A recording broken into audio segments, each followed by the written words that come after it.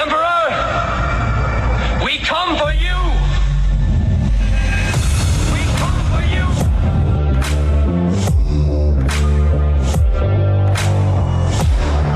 Did IQs just drop sharply while I was away? Long live the fighters! Yes. Long live the fighters from Dune. One of my favorite sayings from that movie. For those that didn't know where that was from. Welcome everybody to episode 6 of the Fusion Underground. I'm your host, Manuel Ramirez, and somehow I just kicked off my Alexa. Here at the Fusion Underground, we try to make sense of the world by having principled discussions. Keyword unprincipled, and we try to have principled discussions. We try to anyway, about such topics as entertainment, current events, politics, and culture. Our mission is to educate people to become critical thinkers so they can live more empowered and happier lives. I'm joined, as always, by my good friend and co-host, Jason Moret. And today, we have a special guest on the show, Mr. Paul Baba. You can catch our X-Pac episode, which should be up after or before this one, where we talk all about Paul's comic.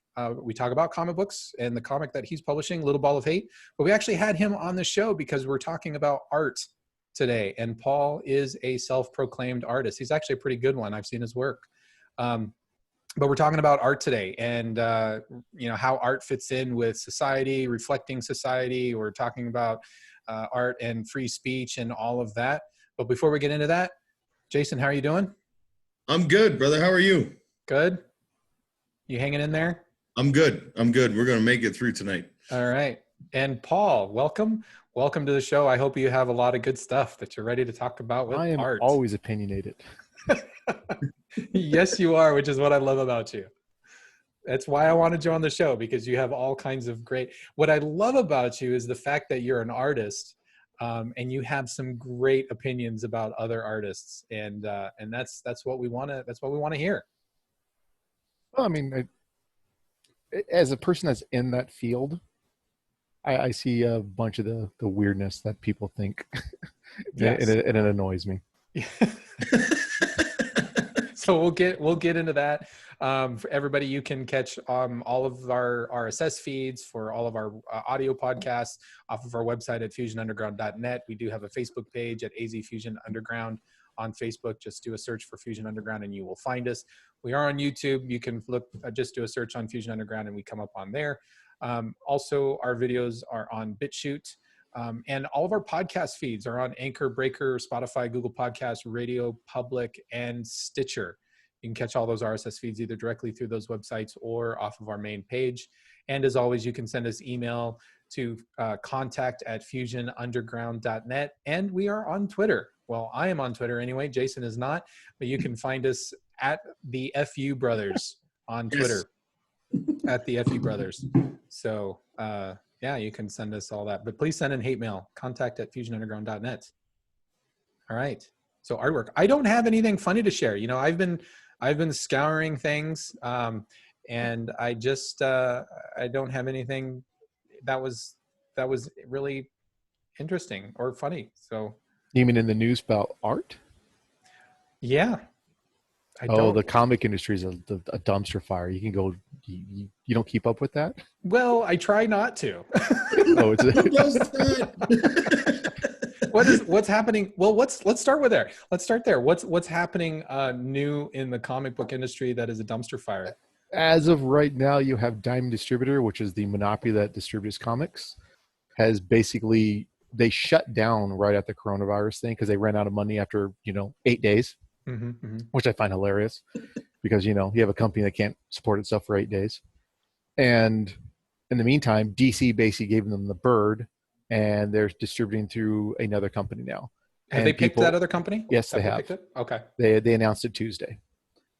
So, this is 6/13, so earlier this week.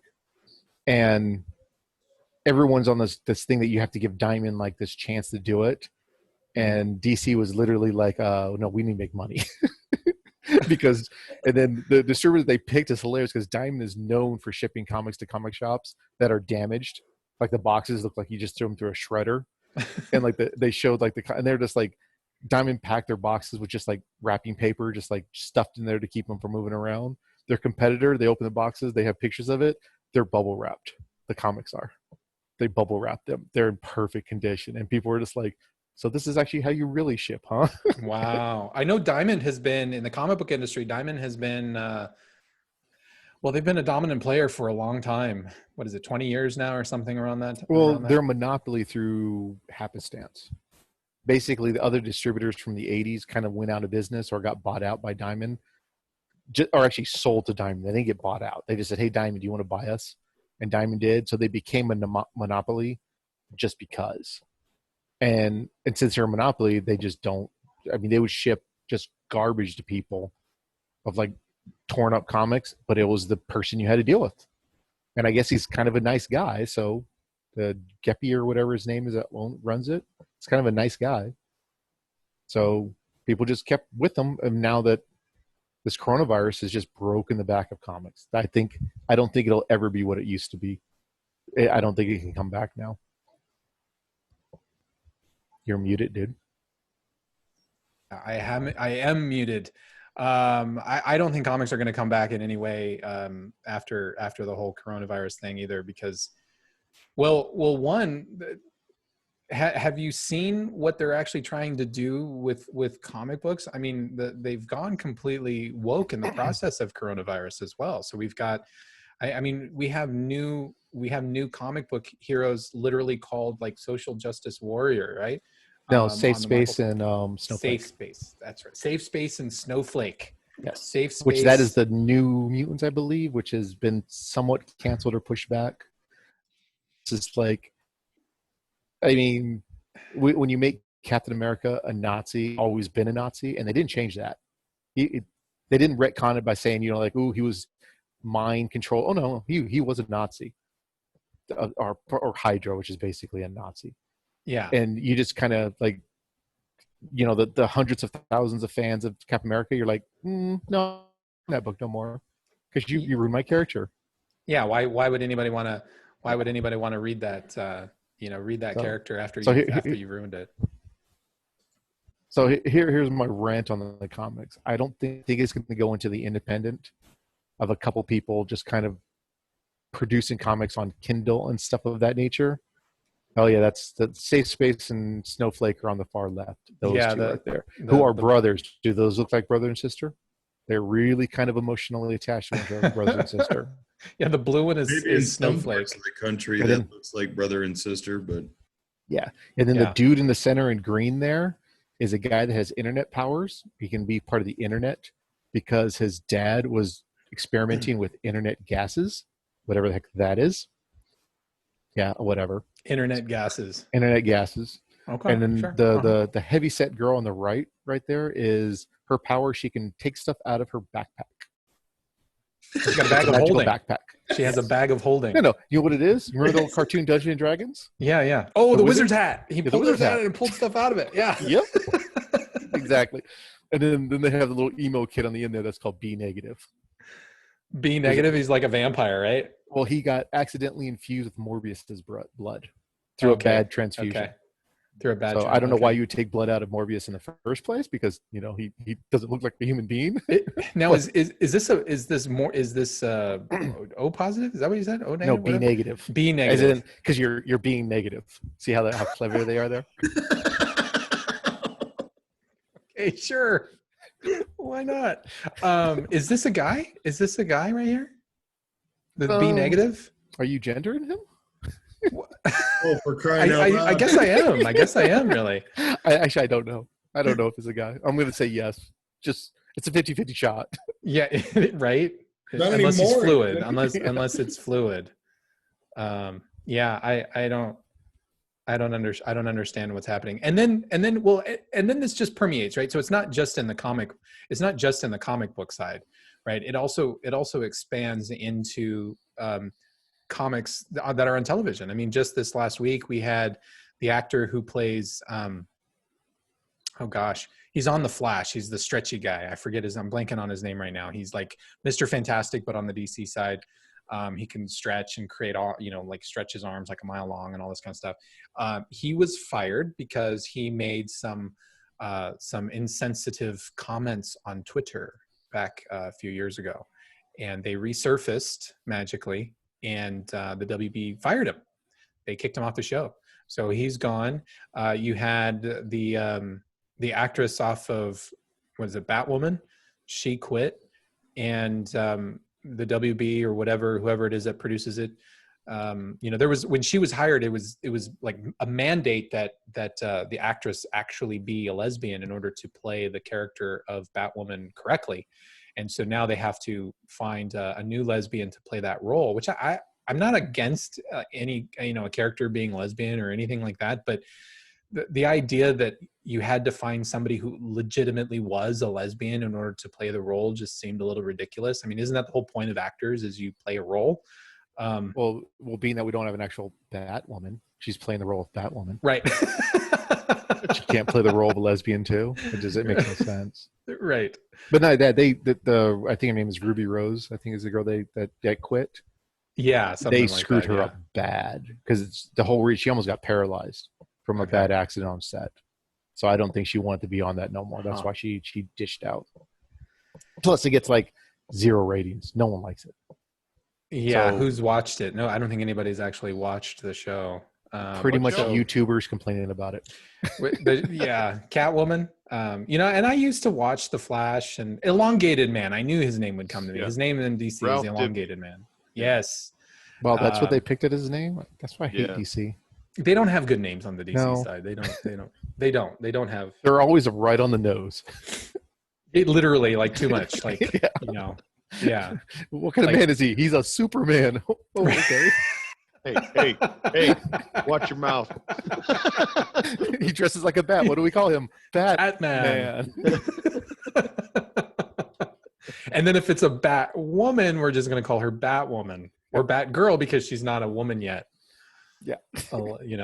They're always too right on the nose to the point where their names are a little ridiculous. Elongated Man, like you couldn't think of a better phrase or a better name. Yeah. Well, there's a lot of craziness going on and in the world, and I think art begins to reflect that. I mean, we've got the Chaz protesters up in Seattle. There was actually a clip on I think it was MSNBC or CNN that said live from the U.S. Chaz border, and the reporter was there at the at that little. For those who don't know, Chaz is Capitol Hill Autonomous Zone is what it stands for, and it's this area in Seattle, downtown Seattle. The best explanation I've ever heard of that, it's revolutionary LARPing. Revolutionary LARPing. Yeah, there was a guy dressed in plate armor. He was. Jesus. He was literally dressed in plate armor, and he had like a red cross on him, so he was the medic. He's a medic. But there are people that are now trying to create this artwork that's supposed to be revolutionary, and so that's kind of why I wanted to talk about this topic. How does art fit in with society? So there are different ways to look at. Well, people have been debating what is art, what constitutes art for a long time, and I think we're not going to answer any of that here. We're not going to answer definitively for the world what art is or what art is not. Speak for yourself. But we know that it's something that is created, right? And we know it's done through some kind of a creative outlet. There are some scholars who view art, and I'm one of them. I'm one of the people that thinks that something is art if it's designed to explore the unknown. I think there are people like me who look at it a little bit more heady, if you will, and think that, true artists, and I'm talking about, not to belittle you, Paul, don't take this the wrong way, but when I look at things like, I had a few years ago, we went to Rome and Florence, and I had the privilege of seeing Michelangelo's David, which is a very awe-inspiring piece of artwork that was there. And it's amazing to look at the detail that a single human can create. And in Rome, I toured the Vatican and the Vatican museums, and looking at all of the artwork that is up on the walls and painted on the ceilings and the various walls and everything from room to room, and the sculptures, and you think, wow, people actually, they did this, they created these things. And then you come back to the United States, and you have these postmodern artists who, like, what's that guy's name that used to squirt ketchup on the wall? Pollock. Is that his name? Yeah. Or I was thinking of Cy Twombly. He kind of does some of that kind of stuff, but Pollock was the famous for splashing paint all over everything. Okay, Pollock, Cy Twombly, same kind of, these are artists that are specialize in abstract expressionism, and they just don't meet the same kind of criteria, and yet people fall all over themselves to talk about these particular artists. So Jason, have you seen this kind of art that I'm talking about? Have you seen that before? I've seen the things like that. Yes. You keep using that word art, but yes, I know what you're talking about. And that doesn't do it for you? You're not a fan of squiggly lines? No, on the actually, canvas? see, I had the idea of doing stuff like that years ago. No, I have zero artistic ability. None. So I am actually incredibly impressed and blown away when somebody can draw and actually create something that looks we can recognize it. That's first. And that we know that that's really a person. But I said that I was going to actually do squiggly lines and like spit and barf and blow my nose on canvas and sell it for millions of dollars and watch people literally fall all over themselves for my bodily fluids just because I thought that'd be hilarious. But it seems like a lot of these people beat me to it. I mean, like this is a piece of art created by Cy Twombly. I have that same picture in my living room.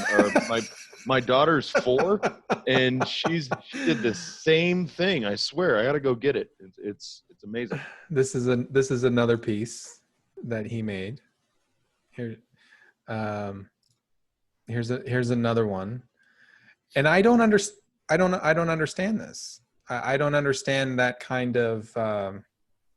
It's just a bunch of squiggles. I mean, Paul, you and I have talked about this before. I think there was a couple, was it a year ago or so? There was an artist who sold an art project that it was a banana pinned to a wall, and it sold for like $500,000 or something like that. Well, the problem is they all look at like the guy who created Cubism. Picasso. And Picasso did Cubism, and then it's like that was the new great thing. So everybody thinks that anyone can do it. They don't realize that Picasso could paint very well, very realistic. He couldn't sell it. That's why he invented stuff like this, because it's a way. It was basically a gimmick to get the art snobs to pay stupid amounts of money for stuff. So that's what he did. And all this stuff is gimmicky. It's not like no one actually thinks that's art. It's a bunch of people. First of all, the people who could like say that's art aren't artists. Nobody who can actually draw like Michelangelo looks like that and goes, "That's awesome." That's the problem. This right here looks like a 2-year-old made it. I'm telling you, I have that picture. I'm gonna go get it. And I'm gonna hold it up because my daughter did that. This was a painting of Cy Twombly's. It was, I believe that this one of these was done with ketchup. He's done quite a number of these types of paintings, and I know one of them was done with ketchup. I don't know which one it was, but this is scribbling his way from past to present. It's just squiggles, and yet these are pieces of art that have sold for millions of dollars, and I don't really understand it. Because when I compare that to something, I looking at artwork that's actually in the Vatican, looking at artwork. I mean, in DC, a couple of years ago, I was in DC and went to the Museum of Fine Arts there at the Smithsonian, and I absolutely loved it. I mean, I walked around that place. I could have spent 2 days exploring that museum and looking at the various pieces, the Rembrandts that are there hanging in the wall. And that kind of, to me, that is art. When they're, you can sit there and stare at a painting. I look at this and I'm not moved by this. Like I don't feel anything when I look at a bunch of squiggles on a canvas, and I don't understand why people fall all over themselves to praise somebody like Cy Twombly. Well, the problem I have with this is I had the artist type feeling that if I can produce that on Photoshop in under like 3 minutes, it's not art. Because it's not a thing. It's like if you look at like some of those, like you're talking about, like the raping of Persephone, the sculptor is fantastic. I mean, it looks like it's actual human being that's being, or her thighs being held by his hands and indented into her thighs, and it's marble. That's retardedly good. No one looks at that and goes, "That's art," but that scribbles that you just put up there is art. That's just not a thing. But you have an entire group of like art snobs who think that is, and they all agree with one another, and you can't step outside that because everything is, they have their little click. I mean, I went to what's the guy that did all the Campbell soup paintings? Oh, gosh, now I'm blanking on his name. I know who you're talking about. Yeah. American painter. Yeah. Whatever his name is. They had a huge art exhibit down in downtown Phoenix. I went there. His entire showcase of artwork, you could reproduce in a weekend. Very, very easily. It was not anything spectacular. It's like, this is just all just, I mean, if you saw this stuff at like a garage sale, you'd be like, wow, that's garbage. Throw it away. Mm-hmm. But like with the picture up right now, that's marble. That's somebody used a not power tool, chisel and sandpaper to make that. Yeah, this is Michelangelo's Pietra in the Vatican. It's when you first walk in the Vatican doors, it's just to the right. This is Mary holding the body of Jesus after he was taken off the cross. And what makes it so much more interesting, he did not carve that from the head down. He carved from left to right, which is just mind-boggling. Right, that you could do that. And to see the veins still in the in the hands, etc. And what he did with marble. No, look at her chest. That the folds in those cloth. Folds right in her garment. Yeah. Yeah, that's ridiculous. And to make it worse, to make this worse, if you could, Michelangelo did this at 24. He was 24 when he completed the Pietra, which is absolutely amazing to me. But to me, that when you look at this, and if you study anything by Michelangelo, one of the things that he believed, I mean, he was a very devout Catholic at the time, and he believed that by exploring art and doing these kinds of things, that he was in essence exploring what the divine was. So there was that large unknown that existed outside of the physical realm, and he was exploring on what it means to try to become closer to the divine through the art of creation. And what he created was absolutely stunning. And now I feel like we have artists who, they don't even understand what that even can begin to mean to explore the unknown. So what they do instead is they do things like scribbling, or they do things that are political pieces of artwork.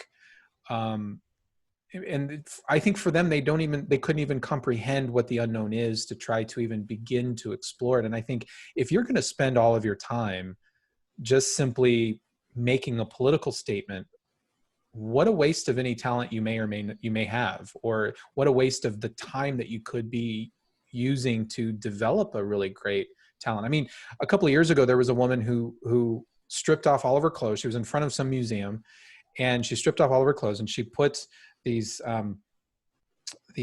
ladders or something up, and then she put another ladder across the top of them. So there was like this walkway, and then she stood over, up on top of the top ladder, and she spread her legs, and she put eggs inside of herself, right? And then she allowed the eggs to drop onto this canvas and fall like 3 or 4 feet, and then splatter on the concrete beneath her. And she was in front of an art museum in like France or London or one of those kind of things. And her whole demonstration, the whole the whole act of doing this was supposed to be this art demonstration, and she was supposed to be making some profound statement against the patriarchy or feminism or something, I don't know. And I'm thinking, how does that explore the unknown? You're so rooted in the modern world, in politics, in things that at the end of the day, they don't really matter. I mean, we look at the Pietra years later, hundreds of years later, and it holds more value today than it did even when it was created, because of the time that has that has gone past all of this. This woman who's cracking eggs from between her legs, who cares? That would. Well, I think a big thing with art also is if you have to explain it, it's not art. Right. Yeah, Well, no one art- looks at that statue that's up on the right there and goes, I don't know if that's art or not. No, you know that's art. It's like Well- the old saying, you don't know what porn is, but you know it when you see it. That's what it is. I It's- think any artist should be able to say, well, okay, I don't understand your piece. Explain it to me. And what I've seen or at least heard, especially with all the abstract expressionism and things like that, no, it's abstract. It means something different, and it speaks to the actual viewer. That's what makes it unique. And I just go, so even you don't know what it's supposed to be. Okay. And I just move on. I completely agree on that. They do that thing where they're trying to make a discussion out of their artwork, and that's not what artwork is for discussion. Or If they I- even use the term art as trying to mitigate any kind of ridicule for their actions anyway. I mean, you talk about a lady who's literally pressing eggs out of her vagina onto a canvas and saying, I can do this and you can't tell me I can't because it's art. And I think that's a bunch of crap. Well, I think also it has to do with the personalities of the people doing it. A lot of these people are just kooky people, and they believe the fact that artists have to be kooky. Well, the problem is not all kooky people are artists, and not all artists are kooky. But they're thinking they're trying to find their niche by saying, well, since I'm kooky, I can be an artist. But they don't actually have to sit down and actually learn which art is a skill. You learn, it's a trade. There's no talent involved. You sit down and you figure out, like that sculptor we're looking at right now, that dude did not have talent. That was probably the umpteen try of making something in that one that he got to that point of doing that, which is fantastic. Yeah, this is. But they don't want to do that. This is Bernini's The Rape of Proserpina. What I find fascinating about this, and I think you alluded to this before, Paul, is you look at his hand that's indented into her thigh, and you can see the indentation into her thigh. She looks soft. It looks soft. You're looking at marble. This is marble, and the marble looks soft. It's amazing. Yeah. And even better than that is, look at that foot. I was going to say the foot is what's blowing me away right now. Those toes, that's fantastic. Well, even the lines in the arch of the foot. Yeah. It It looks like it's like you could touch it and just push in on it. Mhm. Yeah. I mean, it's incredible. You know, when you're in Florence and you go to the museum where Michelangelo's David is located, there's a long hallway that you walk down, and the David is at the far end of that hallway, and along either side of you as you walk down this hallway are all of the earlier sculptures that Michelangelo was basically practicing on, and you can see his technique improving over time, leading up to the David. So almost like there were, for lack of a better term, they were like sketches done in marble, and they're not even completed in some cases. They're like half done or quarter done, partially done. I have some really good pictures of them, but it shows you that this was somebody who was dedicated to the craft and always pushing himself and always exploring. And when to your point, Paul, when you're just gonna just throw some paint up on a mat and just call it a day and say it's art, how are you really pushing yourself and trying to improve and working at your craft and trying to explore what's humanly possible? I mean, because I think you're looking too deep into this, though. The people that are doing these type of weird abstract arts, they just want to be part of the community. They want to be called an artist. They just don't want the hard work that comes with being an artist. So they just go, okay, well, I can't sit down and draw a face, or I can't draw hands. So instead, I'm going to do this abstract thing because I know I can do this, and I'll get allowed it and be called an artist, and I'm part of the community. But I didn't there's no hard work invested in it. I can do this on a Saturday and just do some crap, and sometimes get paid really well to do it. But in the grand scheme of things like that, I don't remember that artist. His name is Cy, I think his name was. Yeah, Cy Twombly. Said no one's going to even know that guy in 20 years. He's just going to Probably be not. just an artist. Where Michelangelo, as long as there's human record, we're going to know about him. Yeah. I mean, even if you destroyed all of his works, like Rome got bombed tomorrow, there's enough of his stuff, like in pictures and stuff, he's still going to be known. It's just, that's what it is. And these people, they want a piece of that, like that because it's cool to call yourself an artist. I'm an artist, but if you don't have anything to back it up, then you're not an. I mean, an artist to me doesn't even have to be like an art, like the carver or the artwork of, like, you know, what do you want to call it, like a painter or whatever. A guy that makes refurbishes a car back to like what a Camaro should be back in like 19. That's an artist. If you're actually like molding metal and stuff like that, there's different types of art. But it still has something that your average person, if you just take Joe Schmo out of the five and diner and go, is that art? If he has to go, it's not art. You instantly know what art is just by the sight of it. So there's a couple of ideas that I pulled together about the purpose of art, and I want to get your guys' take on this. And I wanted to kind of go through this maybe one by one. I don't know if we'll be able to get through all of them. We might lose a little interest in this purpose, but one of the purposes, and again, this isn't according to me, this is according to artists out there on the internet, but one of the purposes of art is, it says here, the purpose of art is not to produce product. The purpose of art is to produce thinking. Now, I kind of think, you know what that produces? What is that? Poor artist. More artists? No, a poor artist. Oh, a poor artist. Yeah. If you're because if you're not product, yeah, and no one cares making about money. your product, it's not, you're a hobbyist. You're not a professional artist. If you want to be a hobbyist, have all the fun in the world just creating your crap. But if you actually want to sell something, which means someone actually values it enough to give you cash for it, that's different. It's not even selling out. If it's like I've always said, if you write a book but never produce it, never let anybody read it, did you really write a book? Yeah, who Who cares? cares? And if you make a great, like, if you do all this artwork in the world and no one sees it, you didn't do anything. Yeah. When you die, it turns to dust and you're just gone. And I think there's something, I think this particular purpose, there's a little truth to this, because when I do look at whether it's Bernini's work or Michelangelo or Da Vinci or anything like that, Rembrandt, it does make me think about things. Like I do end up feeling something from it. So I think there is that desire, or that mode from an artist's perspective, to try to encourage something to go on in the mind of the viewer. But at the same time, they also do want to produce a final object. They do want to produce a product. Otherwise, like you said, you're not actually an artist if you're not producing anything. Yeah.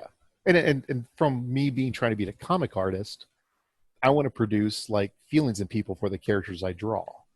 So that's how I produce it. But the product still has to be something that someone's interested in. If I just do a bunch of stick figures, you can discuss it, but it's not interesting anymore.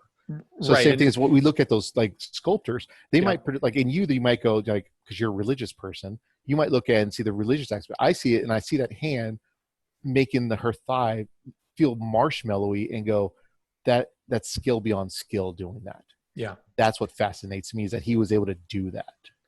And to the extreme, I mean, if we look at the purpose of art and think that, well, the purpose of art is to produce thinking, not to produce a product, well, then that means that as long as I think about me being a painter, and as long as I think about me painting, well, then by that definition, couldn't I say that I'm really a painter? I'm an artist, but I'm not producing anything. I just spend a lot of time thinking about it.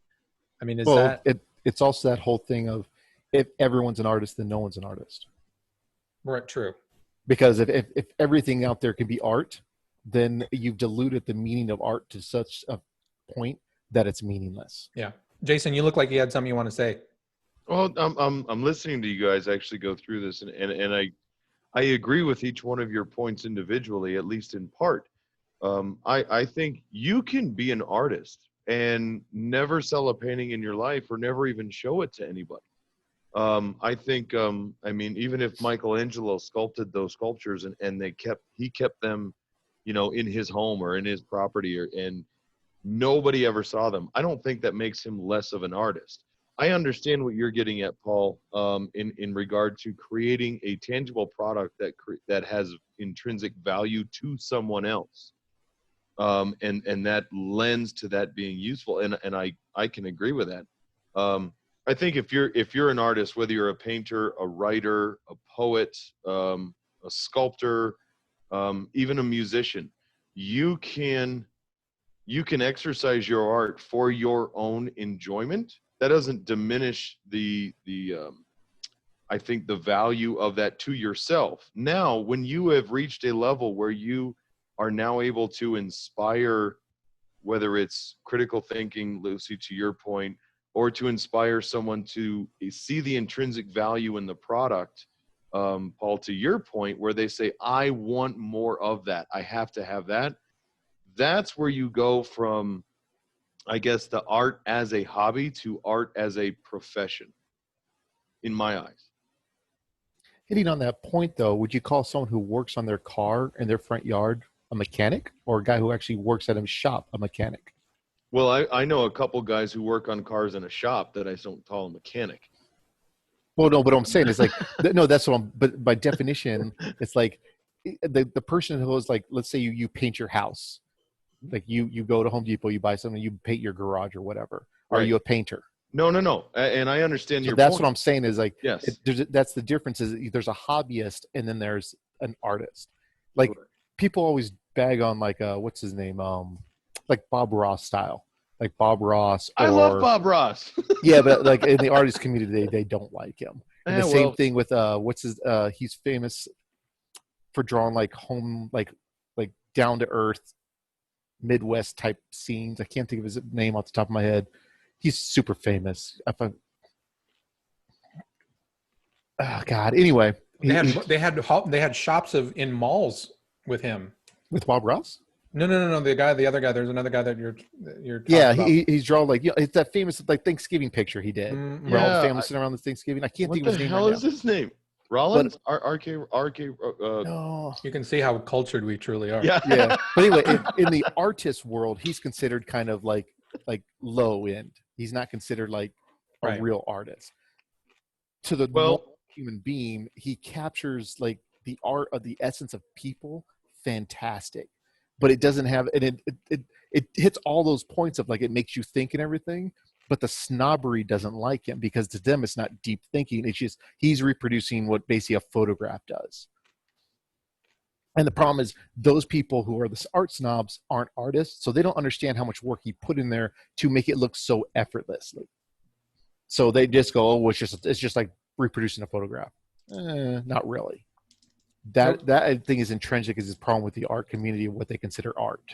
So part of my problem with artists too, at least I should say, it's not with artists. It's with the people who think of themselves as being artists, I guess, because a lot of times they don't speak in concrete terms. I'll give you another example. Another purpose of art here, as stipulated by artists, is art is a sneak peek into the future of potential.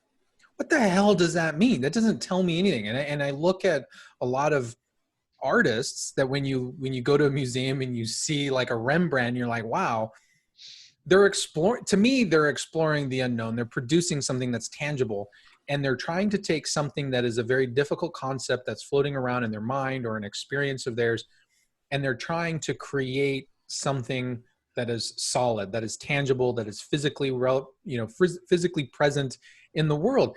When I read something like art is a sneak peek into the future of potential, that means absolutely nothing to me. No, I disagree. I have a okay. And photography. This would be a great. I could work in the medium of photography. I'm gonna go into my bathroom and I'm gonna look at the toilet and I'm gonna take a picture, and then I'm gonna send it to you, and you tell me that is not a sneak peek into the realm of potential. Wow. Okay. I was not expecting that. Neither was I. Okay.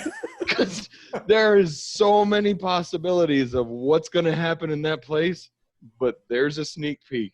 Just remember that I do not want to see the fruition of that future. I'll do a selfie. Go, surprise. No. Here's one. Art is a human act, risky, generous, courageous, provocative. Art is none of that. Unless it's meaningless. It's meaningless. Well, now here's the thing: unless Stalin's knocking on your door for being like, you know, making propaganda against them, art's not dangerous. Not in any way, shape, or form is it truly dangerous. You're putting pencil on paper or whatever. You're not doing anything. Like they're trying to say it's courageous. It's because they want to feel important. You're not marching for freedom of, you know, Zimbabwe or something like that. That's not a thing. The problem is there's too many artists out there who are trying to make themselves so much more grandiose than they truly are. They want themselves to feel super important because they're not important, and they know that deep down.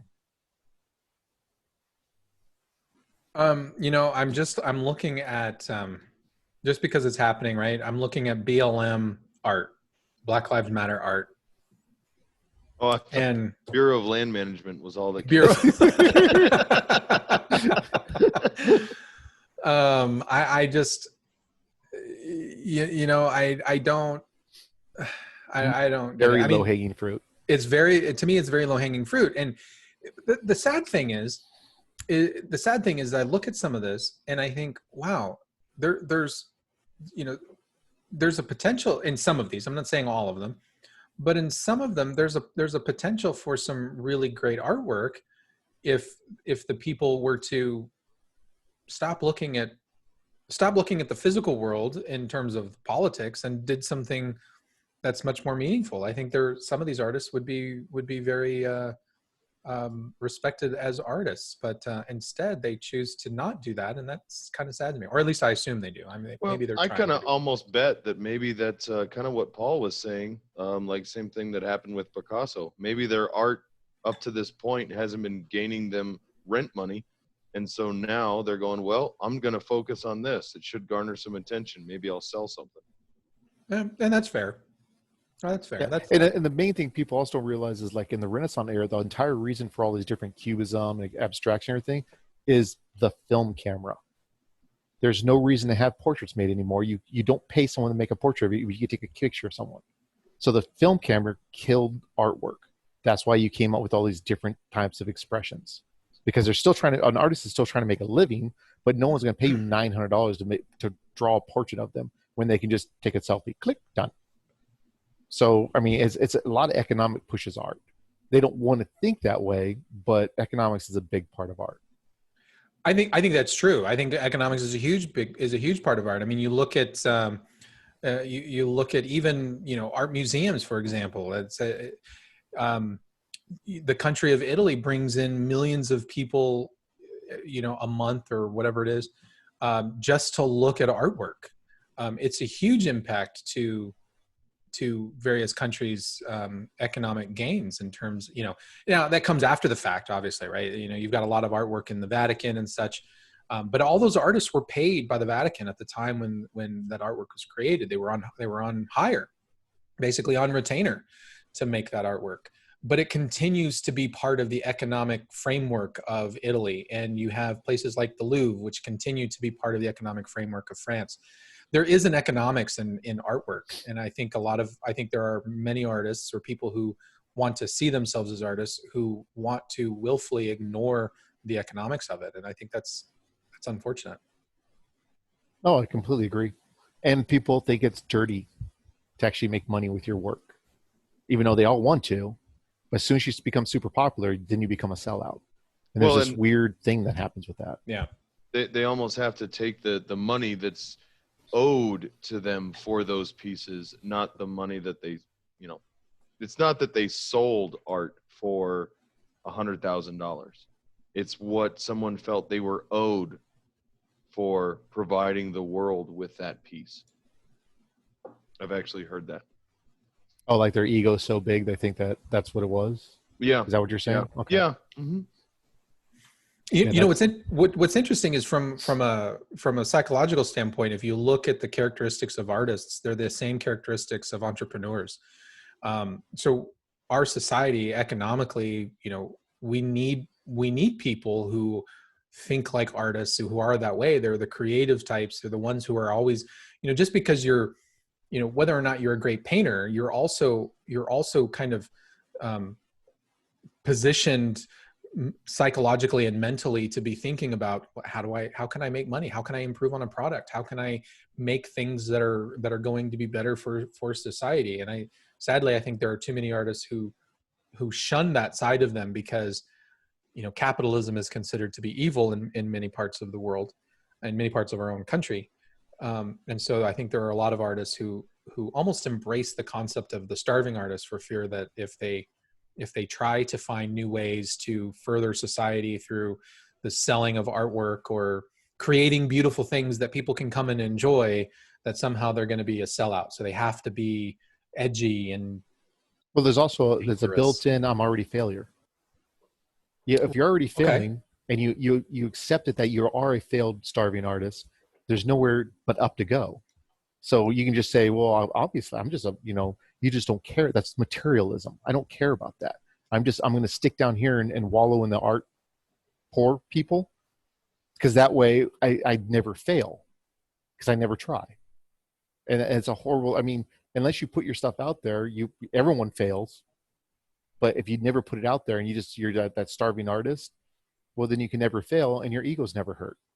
And what's weird is like when Jason was saying about the guy who like his art was owed to the people. If you ever talk to an actual artist, like who can actually really art, they hate everything they do, like straight up. Like everything I draw, I freaking hate for a long time. It's like I could have done so much better. That's inherently to being like, when you actually have the skills that you're trying to like do, the better you get, the more you hate your stuff. Where the people who are like, drawing circles and scribbling on paper, they think it's fantastic. Well, yeah, because you didn't try. There's no emotional investment in your drawing. Where like, the people who are really trying, they don't like what they're doing because they always say, oh, I could just be so much more better if I could just do this, or I could just figure out how to draw hands or how to sculpture feet. My stuff would be so much better. And then the first, every foot you sculpture, you're like, that toe's wrong. And you can see every flaw in it. Where those people like the Thai guy, he just looks at his paintings and goes, these are fantastic. These are perfect. I just made money. Now I'm a happy camper. That thinking does not enter most artists' brains if you're actually trying. I really got to believe people like that, like Psy and some of those, they don't even like their stuff. I think that they're at home laughing their proverbial butts off that their stuff is selling for as much as it is. I just cannot truly rationally believe that somebody is absolutely that in love with themselves that they truly believe that is actual art and that they've expressed and created something and that it's worth what it's getting. See, I take people for face value. If they actually say that they believe that stuff, it's why not believe them? I believe them. Why not believe them if they're going to? Because I've been around too many people that no matter what you tell them, no matter how you say logical argument, they just stare at your face and call you no. And it's the same thing as like if you believe something, like you heartily believe it, and someone telling you that you obviously are not, you can't be that dumb to believe that. That is the biggest insult in the world. You just have to take people for what they believe is what they say. So when they say that their artwork, like that banana there, is art, they truly believe that's art. Did I say 120? Ooh.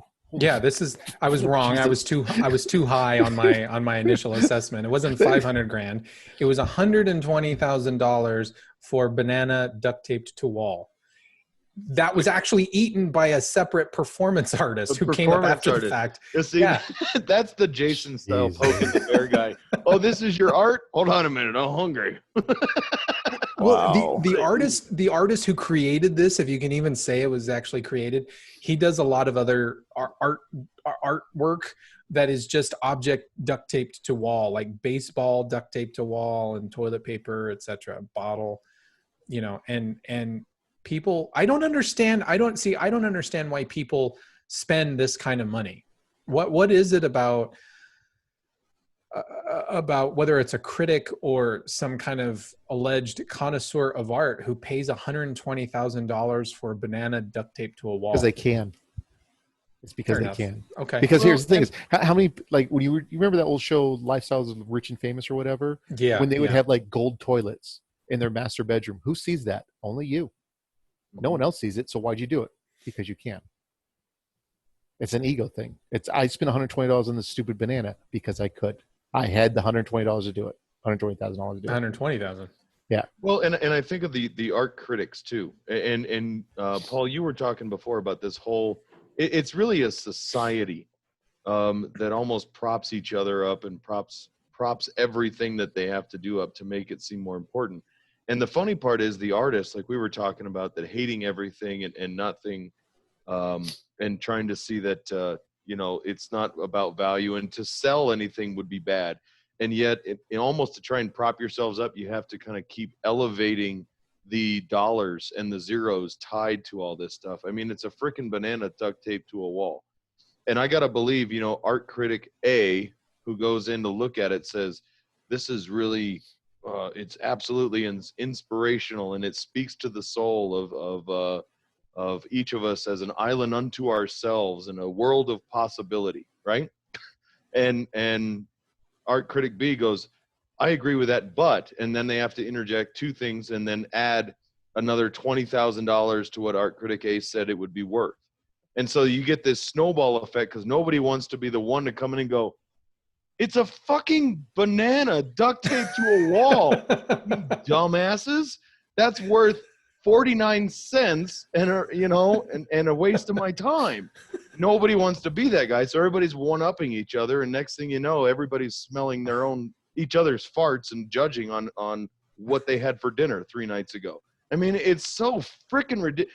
Those people and that stuff is why I overall have a problem with artists. And I love art, and I have a great respect for people who can create something. I can't draw. I can't do Right. that. I can't do what Paul does. I can't. No, not even close. Nor would I ever try. And even Paul, you've told me, you're like, well, drawing is a skill. You can learn that skill, and I believe that. And I believe that. I'm just at a point in my life where I don't want to try to learn that skill because I know it would take me an exorbitant amount of time. I would have to put in those thousands and thousands of hours that you did to get to the point where you are, and I don't want to do that at my age. So I will allow other people to do that. Oh, it's yeah, priorities. Yeah, it's so priorities. It's like instead of like when I was a kid, instead of going and playing baseball, I drew. Instead of going and playing soccer, I drew. Instead of hanging out with friends, I drew. I didn't play any sports in school because I drew. I mean, and I drew in class. I mean, there's little doodles all over my papers when I got them back from like the teachers from a very young age. It's just that it's just what I did. So it's like these people who are just like, because I mean, I laugh because when I went to art school, I was 34 when I went back to college to get my degree, or no, 31. I had kids in there who were 18 that went to Arizona or the Art Institute of Phoenix who didn't draw at all. And they just decided at age 18 that they were going to become artists and be like concept artists. I'm like, you're behind the 8 ball on this one. There's people who like me, who's been drawing since I can't remember when I started drawing. So I had been like 4 or 5. You're competing against someone who has 15 years of experience on you, and the formative years of like child, which is the easiest time to learn. You are screwed. You're not catching up. Right. So it's just like, I mean, if you wanted to learn to draw, you could. It would take you 6-7 years, and if you don't have the time to put in, it's fun. But I mean, you're not going to get any, like, you're not going to be Rembrandt if you don't put the time in. True. So what about, we typically, when we talk about art, I think it's very easy to look at a drawing or a painting or a sculpture and declare that as art. But what are your guys' thoughts on things like film, movies? Can movies be art? Are there examples of movies that are art? Well, a movie's just a moving painting. Okay. And then I mean, I used to argue about this also when I was in college, talking with one of the fine art people, and he didn't think video games was art. And I'm like, all it is a movie you control. So if you have a painting and then now the painting moves, now you can control the painting. So it's just an evolution. So video games are art. just the same thing as a single picture or moving pictures. Now, I don't think movies that are made to only be that weird abstract, like you see inside theaters, where like, at like the museum, where they're just like random pictures of like weird, like strange pictures just put together in like a collage. There's no storytelling in there. If you don't have a story in a movie, what's the point? Then you just have like, I don't know. I don't even say it's a documentary. I don't even know what you'd call it if you just have random stuff in your pictures. Mm-hmm. And we've become very sophisticated in our movie watching that we think we know what a movie, how it works and what makes a movie work. So when we don't see that, we go, well, that was a bad movie, because we know what works after 90 years. So that's what it is. Jason, what are your thoughts? Can films be art? I mean, obviously something like, Idiocracy, which is a fantastic documentary, by the way, is that we're learning now with politics. But can other films be art? I'm sure. I think they can. And for whatever, and sorry, I'm going to use a cliche film for a minute, but I don't know. Did you guys ever see? Well, I know you saw the movie Bambi, but did you ever see how they constructed the moving backgrounds for that movie? Oh, with the plates of glass, yeah. Oh yeah, that's fantastic. Yeah. So it was actually that started in Pinocchio. Correct. I remember seeing. Sorry, you're absolutely right. It was Pinocchio, but they did that in a couple different films. So you're actually stacking glass. I think there was like 4 to 5 different levels of glass stacked behind each other, and actually painted on, and then moving those across created that image of the horizon moving. That was incredible, and that's something that struck me very early on, and I thought that was amazing. I think the hard part for me now is I've become so disenfranchised with the entire Hollywood film industry that it's hard for me to respect anything that comes out of there, and I still hold some sort of respect in my heart for art. So for me to equate movies to art almost pisses on anything I have left for art. See, I'm in a weird way because it's like I see movies for what they are. So like if you go see a Michael Bay movie, you know exactly what you're getting into by watching a Michael Bay. So if it's a good Michael Bay movie, by the standards of Michael Bay, it's a fantastic movie. So if you're trying to make a movie that's just like if you like Transformers, the Transformer movies are fantastic. If you don't want to watch a Transformer movie, don't go see a Transformers movie. So it's like, as long as they achieve what their goal is of the movie they're producing, I have no problem with it. My problem is when they take a movie that has like you have a certain genre movie and then they shove in something else in there that doesn't belong in that genre of like some moral issue or something, and they're trying to basically ramrod something down your throat. That's the issues I have with Hollywood right now. You mean like the feminist march in the last Avengers movie? Is that what you're referring to? Something like that? Uh-oh. Pretty close, yes. Here we go. Because buckle up. Yeah, I know, right? Let me jump out my soapbox here. Go for it. The Avenger movie it started out so strong. Oh. And then the end game was so bad. And I'm just like, and I'm happy that they vetoed that. Captain Marvel was supposed to win everything. She was supposed to come in and save the day. And the Russo brothers said, no, we're not doing that. It's not her story. So I give them credit for doing that, because you don't need Superwoman to come down and just beat the crap out of everybody when she's not been part for the last 20 movies, because it's not her story. But now that the main characters are gone and now it is her story, and you look at the next sequel, like stage 5 or whatever movies coming out of a bunch of heroes that, by the way, I'm a comic book fan and I don't know these people. If I read comics all through the 80s and 90s and I don't know these characters you're talking about that are going to be movies, no one else does. We don't care. So that's Marvel's huge problem. And like going back to like Michael Bay, he has ruined my childhood on Teenage Mutant Ninja Turtles, because that's not Teenage Mutant Ninja Turtles. Transformers is not Transformers. The original Teenage Mutant Ninja Turtles were actually a lot of fun.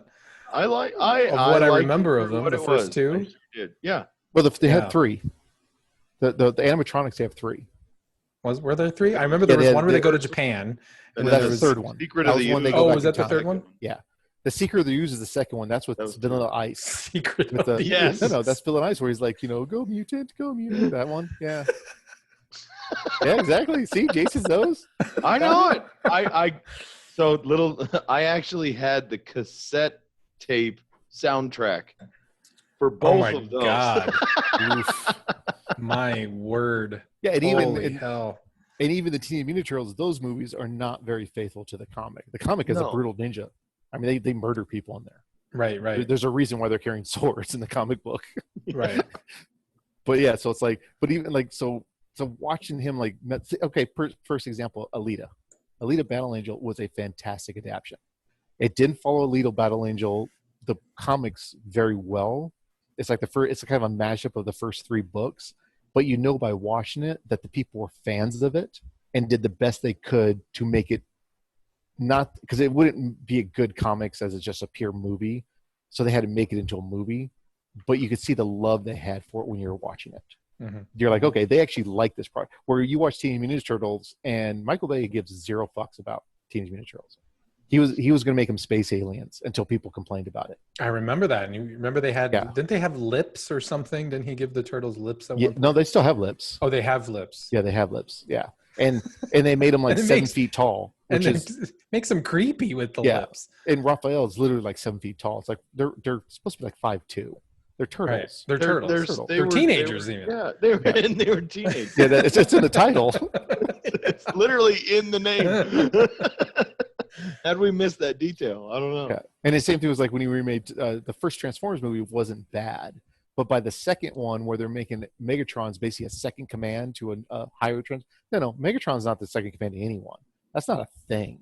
Right. He is the commander of the Decepticons, and it's just like, oh, okay. You know what I hated about what I hated about the Transformers films, where the Transformers themselves looked weird in robot form because they were all kind of spiky and just not like they didn't look like a coherent mass at first. And so when they were then during the action sequences, there were times in certain shots I felt it was difficult to follow the action because it was hard to make out where was one robot, where did one robot end and the other robot begin, especially if they were wrestling or crawling around. Well, and everything was chrome. Everything was chrome. So it was all silver and shiny, and it was almost it's like sticking needles in your eyes. And the old Transformers, especially the animated ones, the bodies that weren't part of your actual vehicle, they were like white blocks. That's it. But you could actually distinctly make out, and it was kind of blocky because they were cars. You know what I mean? So anyway, but I mean, the biggest problem I have with Michael Bay is with his Transformers is their combat style is rolling on the ground. If you watch them, they just roll all over the place. They just roll all over the place. Yeah. Okay. Yeah. But When they used to have like guns and they would shoot, because he didn't want to put. The only thing I can think of is because he didn't want to put guns in the movies.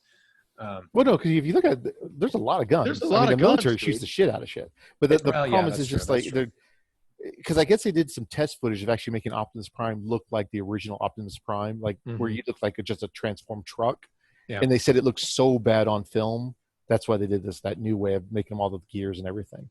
They just said it looks so horrible. Which I understand what you're looking. Okay, that's why they didn't put Wolverine in yellow tights in the original X-Men movies. They did some test screens with him in the yellow tights, and it didn't look right. Yeah, which is, I completely agree on that. Yeah, but I mean, it just doesn't. Comics are made bigger than life, so when you try to make them into like a movie, you got to tone it down a little bit. Sure. You have to change it for the medium. I get it. Yeah, but then again, Deadpool didn't. Right.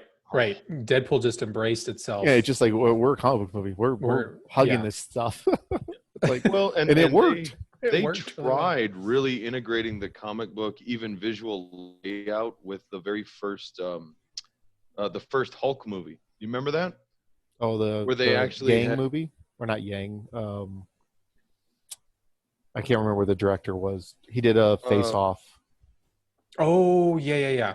Ong Lee or something like that. Something like that. Ong Lee, yeah. Yeah. So they actually tried bringing in like blocks of picture and actually doing out the writing even in the exact same style and things like that, which I kind of liked.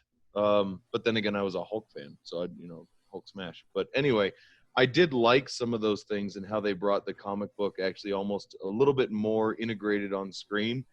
But everybody overwhelmingly hated it for the most part, that they just completely said, well, you can't take a comic book and blend those two styles and those two mediums together and have that work cohesively.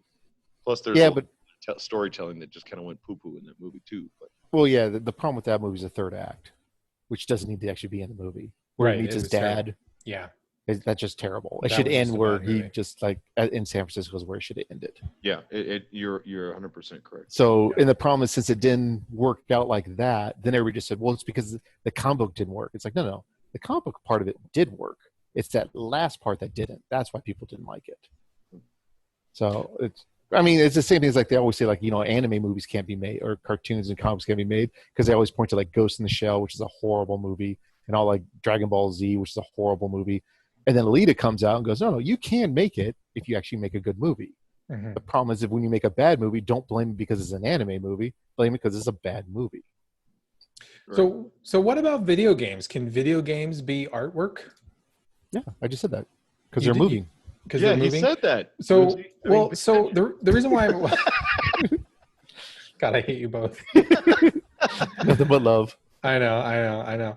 Because there's a guy and I like a lot of the stuff that he does. Maybe because I'm not an artist, and I kind of think it's kind of neat. But there's this guy, Dead End Thrills. He's got a website called Dead End Thrills, and what he does is, I don't think he proclaims himself to be an artist. I don't think he does. I think other people have. But he plays video games and he takes screenshots. But he tries to take screenshots using a photographer's eye. I think he's a trained photographer. I think he went to school for photography or whatever, and I think he does legitimate photography. And so he combined his love of photography with his hobby of playing video games. And this is a screenshot that he took out of Skyrim. And he runs additional software on his computer so that he can pause the game and he can decouple the camera from where it normally resides, so he can stretch the camera out and move it around within the environment so that he can capture the shot that he wants to capture. Now, he's not changing anything in the code to get something like that. He's using the actual scene in the world. How does this differ from any other type of photography that we might consider to be art? Would you consider this to be art or not? I'm interested in your guys' thoughts. Well, I mean, for me, if you look at it from the definition of actually being able to capture something, even if it is for your own enjoyment, and then creating a product, to Paul's point, that other people would this is something that I would like. This picture right here, the way the sunlight's coming in, reflecting off of everything, I could actually see owning something like that. That is art that I would like to I would not mind having. And so for me, yes, I'd say that's absolutely art. I feel and say no. I felt it. I knew. Feel it. That's why I jumped in first, because I wouldn't have my opportunity. I can feel the here's hatred my example. oozing through the internet. If you have the Mona Lisa hanging on the wall and you take a picture of the Mona Lisa, are you now an artist? No. Time out. Pause. He didn't say, are you the artist? He said, is it art? Okay, is it art? No. It's a picture of the Mona Lisa. It's a picture of the Mona Lisa. The artists, here's my point. I was kind of hoping the other way, because then me taking a picture of Michelangelo's David would make me an artist, but go ahead. Because here's the thing is, the artist that actually rendered that in, I believe that's Real Engine, and actually did all the poly work, did all the lighting, the photons and everything else, that's an artist. All you're doing is you're just saying, look what the artist made. And I agree. All you're doing is documenting an artist. I absolutely do. Yeah. But okay, I did see, dang it, because I'm going to steal your example, and it wasn't the Mona Lisa. It was another, it was another painting, and there was a photographer who actually took a picture of a mother and daughter, where the mother's trying to comfort a daughter and explain a piece of art that she's looking at that is somehow inspired, and the photographer captured this moment And it was actually quite a moving picture. Now I'm going to have to go try and find it. Okay, but that example is not quite right. Would be more of a perfect example would be if the mother and father, or mother and son or whatever looking at the artwork was a picture, and then that person took a picture of that picture. Because now, if it's a real life mother and daughter interacting with art, you're not taking a picture of the art, you're taking pictures of the interaction of the mother and son interacting with another something else. It doesn't even have to be art. It can be a kitten laying on the ground. You're taking the human reactions of somebody reacting to something else. If it was just a flat picture that you were taking a picture of, that's what this guy did. Because that video game's a flat 2-dimensional. It looks 3D. It's 2D. It's not really a 3D. No. I get what you're saying. All he's doing is taking a picture of another 2D object that somebody else has rendered, because your computer's just rendered it. So he hasn't done anything other than hit screen print. That's all he's done. Look, pretty picture. Yeah, pretty much. So that's what it's like. Like in your example, yes, that is art, because you're actually showing the interaction of a human emotion to something else. Mm-hmm. So let me ask it this way: are there different levels or gradations of art? So obviously, I think we could probably agree that somebody like Michelangelo or Da Vinci would be considered a high level of art. But is something more like photography more of a lower level of art? Because even the photographer he didn't make any of the environment, right? But he's positioning things and assessing for light and shadow and all of that, and has to compose what's actually going to wind up on the final, in the final frame. So maybe that's just a lower level of art. I mean, would we go that far and put different levels? And Jason is laughing at me right now. Go for it, Jason. I'm sorry. At this point in the game, you are only a level 1 artist, so you can only work in. You haven't leveled up. When you level up to where you're now a level 5 artist, these other mediums are now available to you.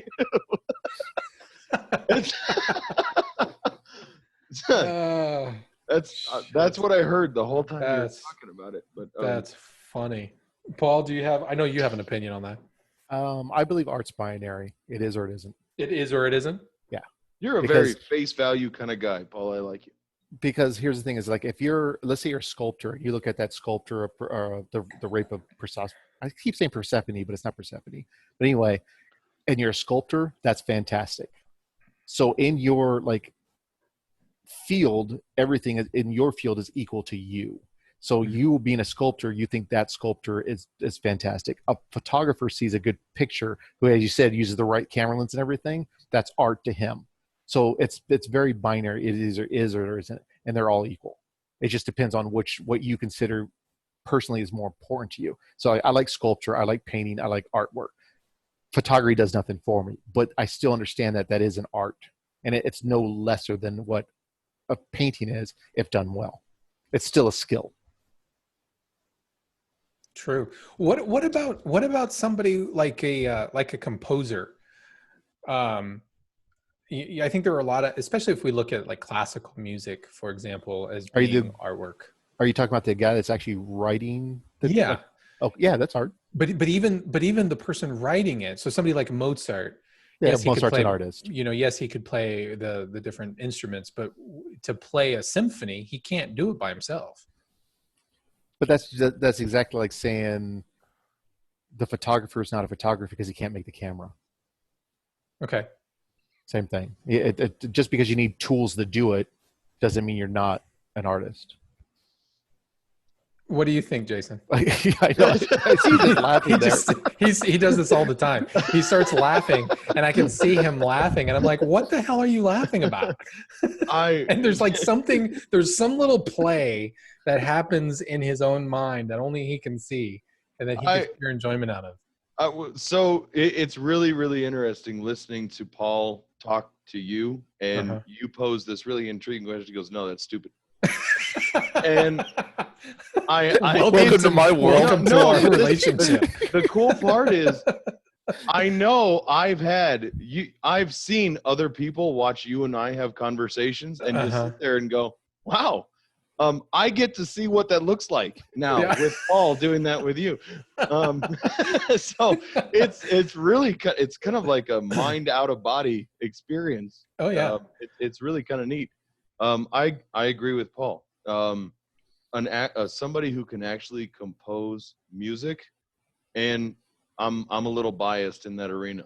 I have a lot of music in my background, and I absolutely 100% believe that that music is art. Composition of music is art level 5 to your previous point, because it really is. It's beyond performance. Mm-hmm. Being able to take someone's instruction and perform and use your instrument, which is your paintbrush, your pencil, your art kit, and create feeling and emotion from that is incredible. To actually create an entire symphonic piece which pulls every single one of those other components into it is masterful beyond, I think, what anybody out there can really comprehend, unless you've ever attempted it. Well, I think there are different, I think I think a symphony is a perfect example, or maybe even a band but I think a symphony is a perfect example of a group of artists coming together to perform a piece of art that was created by another artist. Because, Mozart can't play all of the instruments, right? And even though he's been long dead now, but you have however many people are in a symphony, 100 or over 100 people, or however many it is, that they all have to come together individually as their own artists and expertise of playing that particular musical instrument. And they have to now play all that together to produce that final sound that was laid down in music by Mozart. I think that's kind of an interesting thing. I think that's I think that's kind of on par with like things like film and video games, because a film, while you may have a director, you have all kinds, you might have thousands of people that are involved in the creation of a single film, but we might look at it and declare that film is art, but there were a lot of people that went into the making of that. Yeah, but it's not even, if you think about it this way, it's not even just film, a painting. You have a person who had to make the canvas, had to make the wood, had to cut the wood for the canvas frame, had to make the pigments, had to make the paintbrush. It's not just the painter that makes it done. So all that together makes the painting. Same thing with like digital art. It's zeros and ones that make up the computer program that allow you to make digital art. So, I mean, the art's the end product. It's not the artist is the person who actually applies the end product. But everything has steps getting up to where the artist is before he can actually apply for the end product. Because in Mozart's symphony is the end product. Everyone else is just his paintbrush. So Mozart is the artist, not the actual people playing it. So the musicians themselves are more of the components of the actual art itself. Yeah, they're the paintbrushes. And without him, he couldn't make it. But without Mozart, there's nothing. Without Mozart, there's nothing. Yeah, without him, it all falls apart. Yeah, where the people playing can be replaced with other people. Okay. Fair enough. Jason, you look like you're really deep in thought. Oh, no, I am, but it's and again, I maybe understand. For me it's the wine. This is well, and I know when I was playing a piece of music, there were parts of it that I would connect and add to and put my own emotional emphasis on. So I absolutely understand on face value exactly what Paul's saying, and I'm not going to necessarily disagree the point. Because when you're playing a written piece of music, yeah, there's instructions. I mean, those are your instructions on what you are to do. How loud, how soft, how fast, how slow, how high, how low, and how that goes. So I can understand that from that point 100%.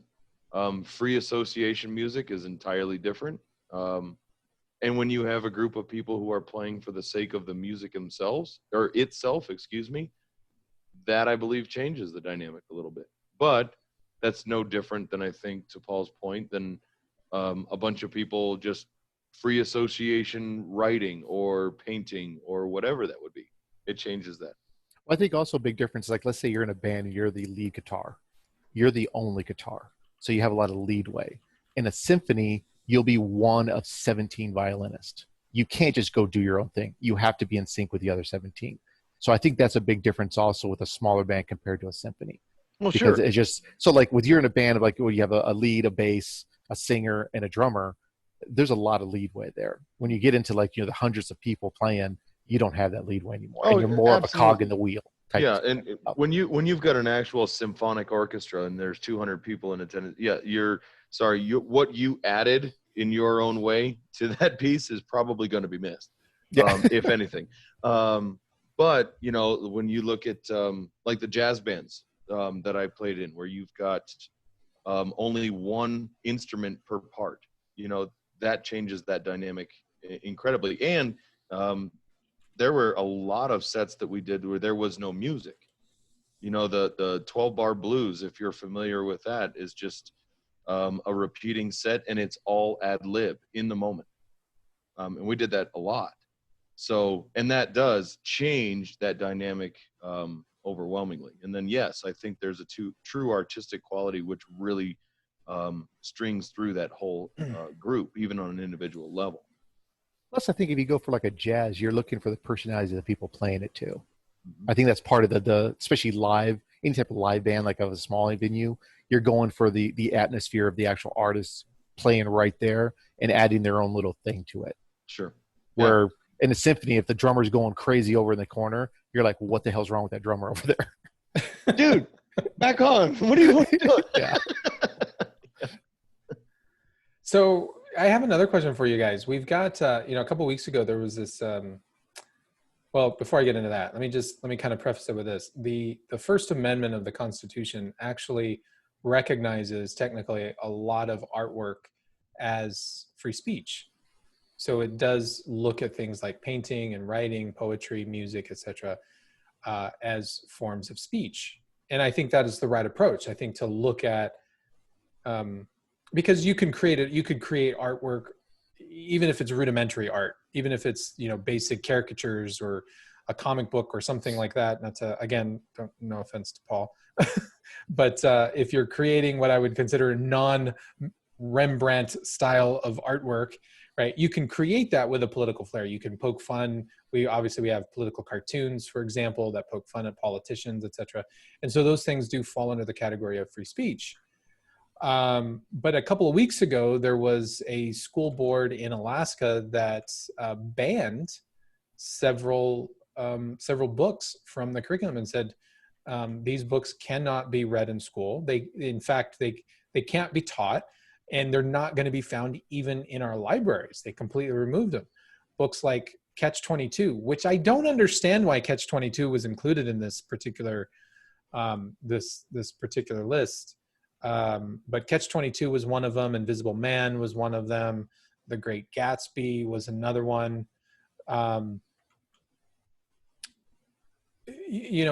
or wrong, I mean, what are your guys' thoughts on this? I mean, if we're going to ban, for me, this is those kinds of things that if we're going to ban books, then what other kinds of forms of art are we going to ban? Are we going to ban things like Paul's comic book because it has to deal with demons in it?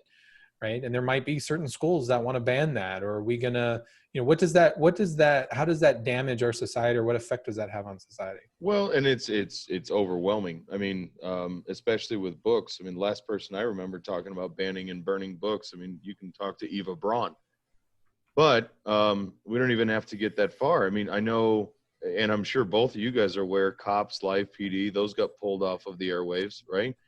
Yeah.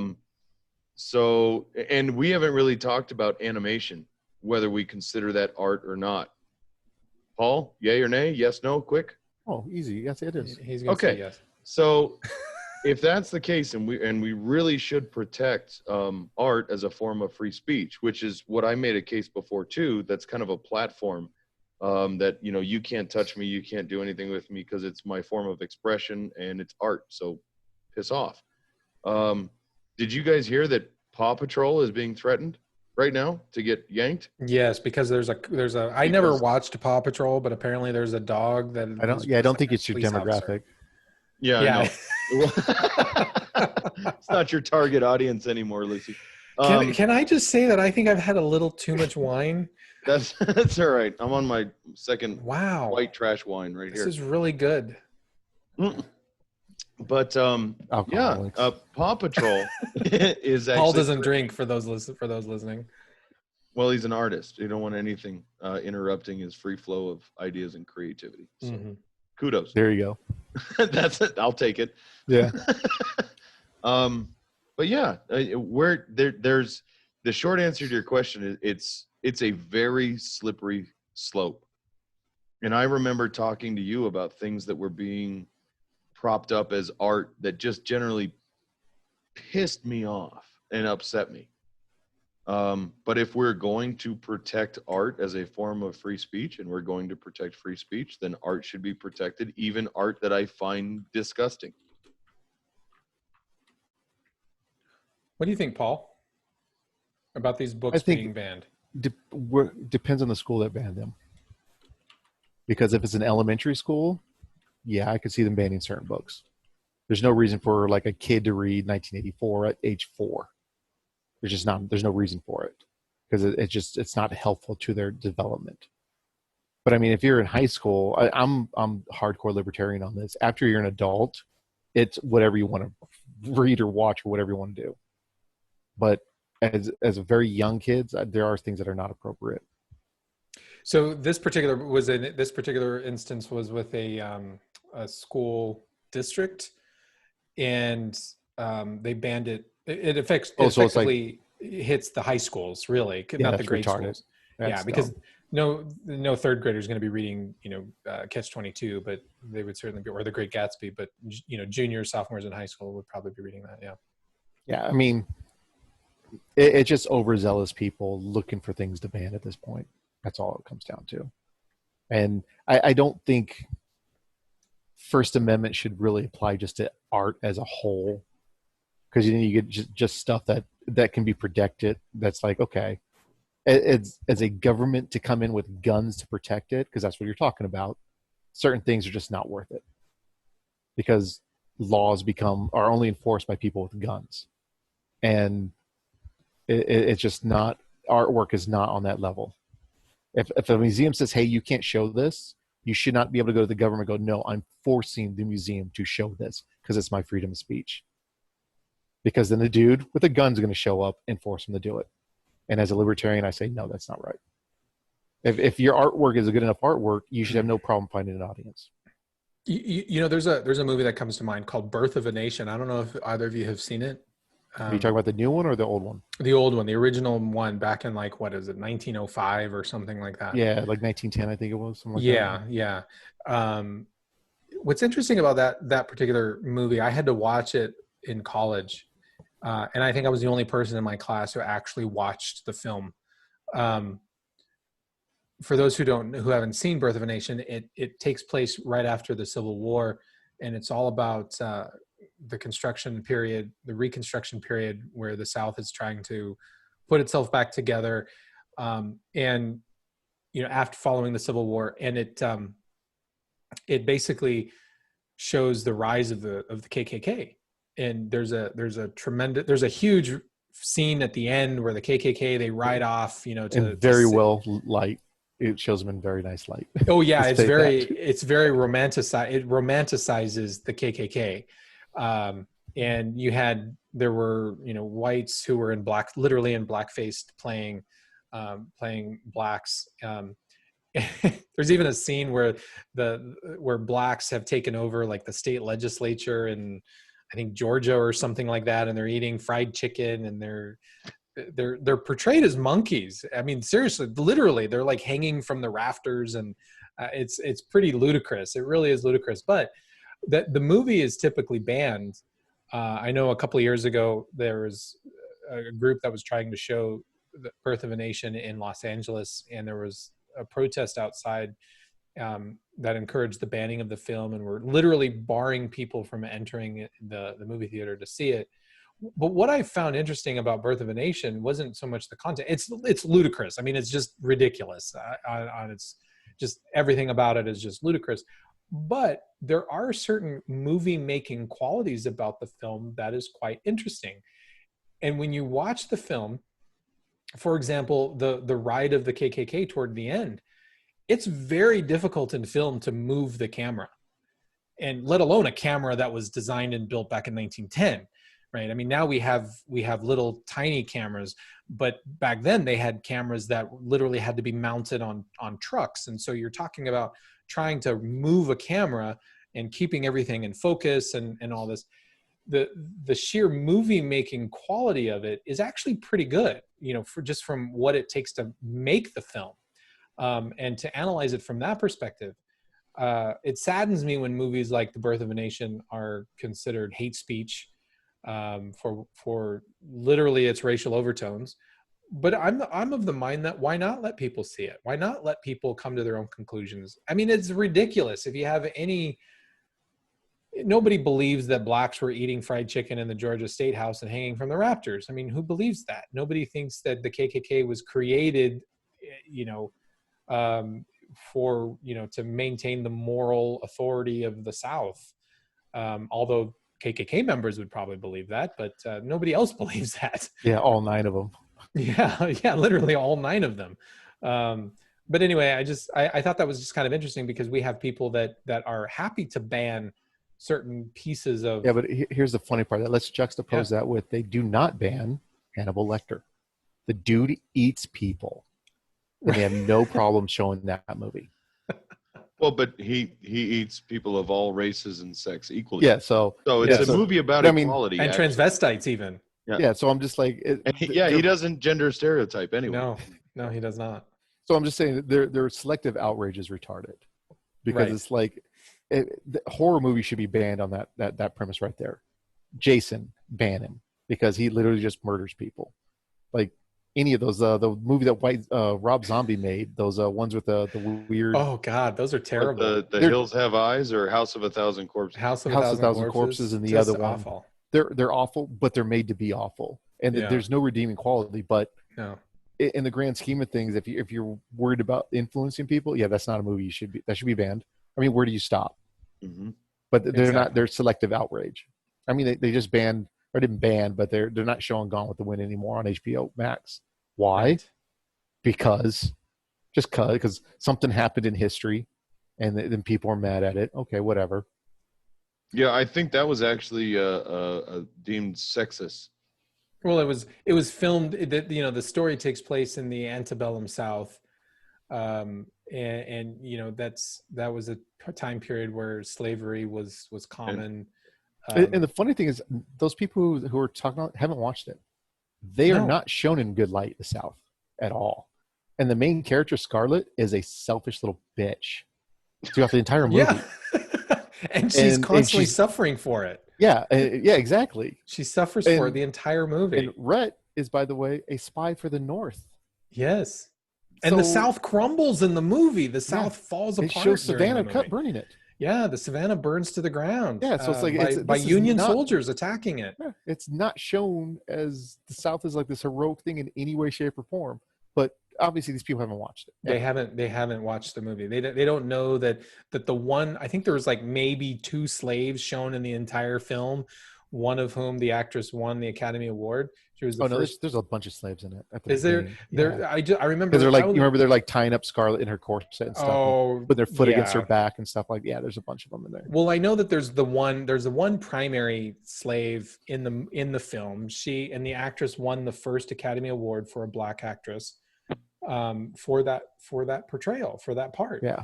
Well, she's actually like a secondary character. The main slave is the little girl that's like, I don't know anything about birth and babies. That little girl. Oh. It's like the main character. Yeah, you're right. So. But to your point, right? Nobody has seen that film. Nobody who is complaining about Gone with the Wind has seen it, because if they had seen it, they know that the South falls during that film. Yeah. They know that the whole movie is about destroying the Southern way of life and freeing slaves and all of that. I mean, that's happening in the background of the film. and it's sad now that HBO, just in a kind of a knee-jerk reaction, has banned it. I mean, we've seen Huckleberry Finn banned as books from that's a piece that hits close to home with Jason and I, because Mark Twain being a Freemason and all. But there's a thing also that I think people today are too busy looking at artwork that was created in the past, and they're judging that artwork through the lens of today. And I don't think that that's appropriate. I think you have to consider the context in which that piece in which it was created. You have to consider that, and you have to look at the full context of it. Even with Gone with the Wind, yes, it wasn't made in the late 1800s, but it talks about a story in the late 1800s, and you have to look at the things that are going on, not only contextually within the film, and then contextually around the making of the film. Well, you got to see it as they're playing a game of telephone. They've never watched a movie. Mm-hmm. They just heard about it, and then they're banning it because of that. And they think they know what's going on about it. I mean, it's the same things. If you want to start banning that, the movie 300, ban that. Because Spartans, 2/3 of their freaking civilization was slaves, and they treated them like crap. Well, and they tossed babies into the pits when they were born if they didn't look like they were going to be strong warrior men. I mean, sent them out to fight a wolf. And women were not exactly revered then either. Well, okay, off you go in the pits with you, baby. But you guys are focusing on the wrong parts of Gone with the Wind. Okay. You're not focusing on, because if you try and take it to a level of, well, yeah, the South fell. It wasn't really, the South didn't prosper. Slavery was ended. We know all that. None of this is about the fact that the South fell or the end result that slaves were freed. The end result it has everything to do with that it happened. And because it happened, and because slavery was real, and because that oppression happened, that's what we have to grab hold of. That's what we have to never let go of. I mean, we're seeing that right now. We haven't had slavery of Black Americans in this country for a very long time, and we're still paying for it. It's not about the end, what happened in the end. It's not about the fact that it's done. It's not about the fact that we've moved on since then. It's that, no, we've got to lay hold of what happened then, because we need everybody to be aware of that. Good talk. All right. Okay. So any parting words or thoughts that you don't think that we covered that maybe we just have some final closing thoughts on? Paul, I'll start with you. Do you have anything? I think other than just the artwork it needs to be looked at a little bit more of a excruciating light. Yeah. Because we just say everything's art. And as I said, if everything's art, nothing's art. Yeah. Fair enough. Jason, any final thoughts from you? Yeah, I've got a question that I kind of pondered with my wife back and forth a little bit. And I'm not going to tell you what conclusions we came to, because where's the fun in that? Okay. But I'll ask Paul, as an artist, do you feel that there is a vital or integral part in our society for art, and what role does that fill for us as a society or even a species going forward? Are you talking about as humans have to have it to survive? No, I'm not saying what role does it serve? Is it vital in any sort of way? And if so, how? And I mean, as an artist, why should societies be protective, and why should we as a society be protective of art? Only reason I say you have to be protective of art is because it's your culture. Your art represents your culture. So if your society has a culture, it's represented through your art. So that's why destroying art, I think, is a very bad thing to do, because even if it's art you don't like anymore, such as a Confederate statue somewhere, that's still somebody's artwork they tried to make, and it represents that.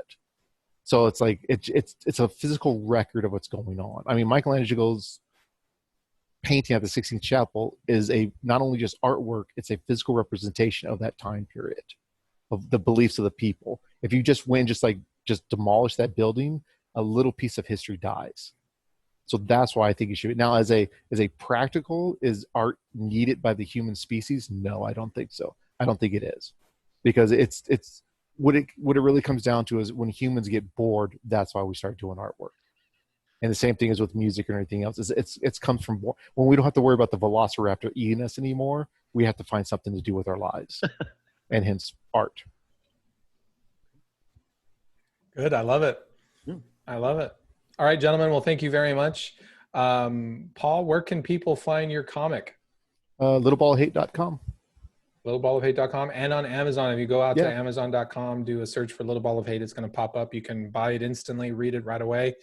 I highly recommend it. I have been reading it. I read book 1, and you've got several. I mean, each book is broken up into different chapters, right? And you're writing book 2 book right 2 now? is going to be 8 chapters, and the 4th one comes out Tuesday. Excellent. A lot of good stuff out there that Paul's working on, so definitely go out and check it out. As far as us, you can catch us on Facebook at AZ Fusion Underground and our website, azfusionunderground.net. And don't forget to find us on Twitter at the SU Brothers. You can find us on there. So for Jason Moret and Paul Baba, I'm Manuel Ramirez. Good night, everybody. Cheers.